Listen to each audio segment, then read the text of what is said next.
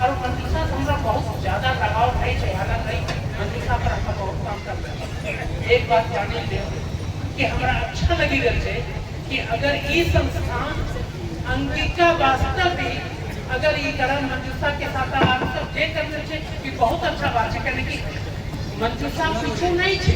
अभी एक बात उठले कि मंजूषा के बात में कहते तो कहे कि मधुबनी से पीछे छे।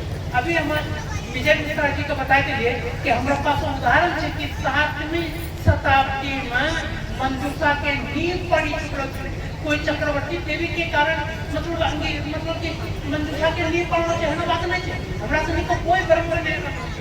एकरो नींव बहुत अतीत में है, एकरो बाला बिरला का संबंध है। और बाला बिरला के संबंध के मतलब कि महाजनपद काल यानी कि ईसा पूर्व से कम 500 वर्ष पहले समझता, यानी कि 3000 वर्ष पहले के कथा छे।